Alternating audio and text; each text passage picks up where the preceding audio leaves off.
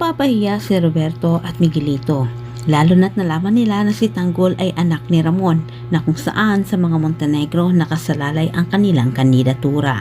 Ngunit dahil mas mataas ang antas ni Tanggol at kumpara sa kanya kahit siya ay kongresman, dahil mayaman si Tanggol at isa din itong Montenegro, kailangan babaan ni Miguelito ang kanyang yabang.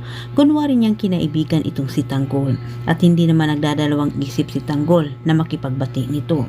Ngunit ito'y pakilang tao lamang ni Miguelito dahil ayaw niya na mapasama siya sa kanyang pamilya. Utos din ito ni Roberto at Jackie.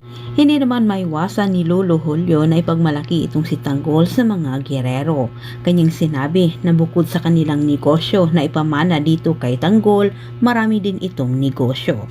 Mas lalong nagulat pa itong si Miguelito nang sinabi naman ni Tanggol na ang mga diamante ang isa sa kanyang negosyo at bukod dito, nagbibinta umano siya ng maraming sasakyan at pasugalan din.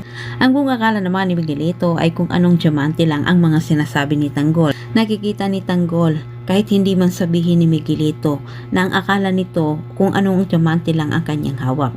Pero sinabi ni Tanggol na gusto niyang mapatunayan na ito ang Star of Venus. Kaya't niyaya niya itong si Miguelito na pumunta sa kanyang mansyon para ipakita kay Miguelito. Samantala hindi naman natahimik ang isip at dalawang mata ni Roberto. At habang abala siya na kinausap niya itong si Julio, napapansin niya ang kinikilos ni Jackie.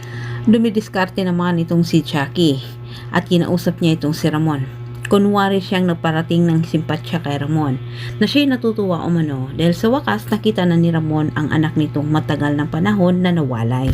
Sa kinikilos ni Jackie habang kaharap itong si Ramon, tilang ang dalawa at may Sa kinikilos ni Jackie habang kausap niya itong si Ramon, tilang ang dalawa ay may nakaraan at mukhang itong si Miguelito ang kanilang anak.